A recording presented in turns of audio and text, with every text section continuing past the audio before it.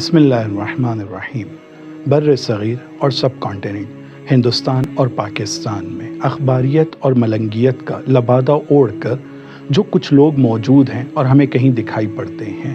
ان میں سے بہت سارے لوگ اسلام کی صحیح معرفت نہ رکھنے کی وجہ سے اور اس کا علم اور معارف کو نہ جاننے کی وجہ سے ایک بہت بڑی غلطی کا شکار ہو رہے ہیں، اور جس کے نتائج آج ہماری قوم کو بھگتنا پڑ رہا ہے۔ اور وہ غلطی ان کی یہ ہے کہ اس اخباریت اور ملنگیت کے نام پر جہاں وہ ایک طرف اپنی محبت کے پکے اور سچے ہونے کا دعویٰ کرتے ہیں اہل بیت علیہم السلام کی بنسبت، دوسری طرف ایک اہم پلر جو اسلام میں پایا جاتا ہے، ہمارے معصومین نے جس کے اوپر بہت تاکید کی ہے، اور وہ علماء اور اہل بیت اور اسلام کی تعلیم کے درمیان ایک برج اور پل کا کام کر سکتے ہیں، یعنی علماء۔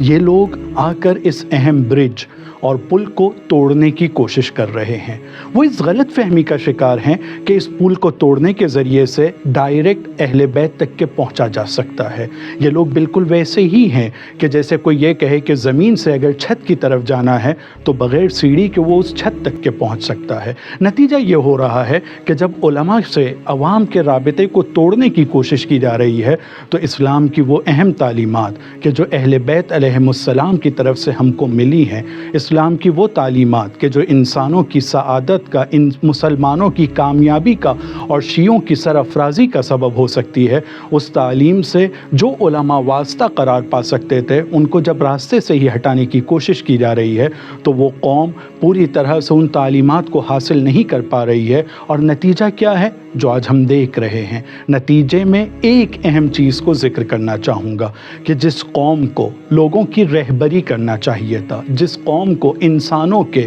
اور لوگوں کے کام آنا چاہیے، وہ آج خود اپنے اس طرح کے مسائل میں گھر چکی اور گرفتار ہو چکی ہے کہ یہ اپنی مشکلات سے نکلنے کے لیے دوسروں کو سہارے کے طور پر ڈھونڈنے کی کوشش کر رہی ہے۔ تو اخباریت اور ملنگیت یہ ایک ایسا عنوان اور لبادہ ہے کہ جس کے ذریعے سے قوم سے علماء کو اور علماء کے درمیان فاصلے کو ایجاد کیا جا رہا ہے، اور اس کا نتیجہ ہم سب کے سامنے ہے۔ وآخر دعوانا ان الحمد للہ رب العالمین۔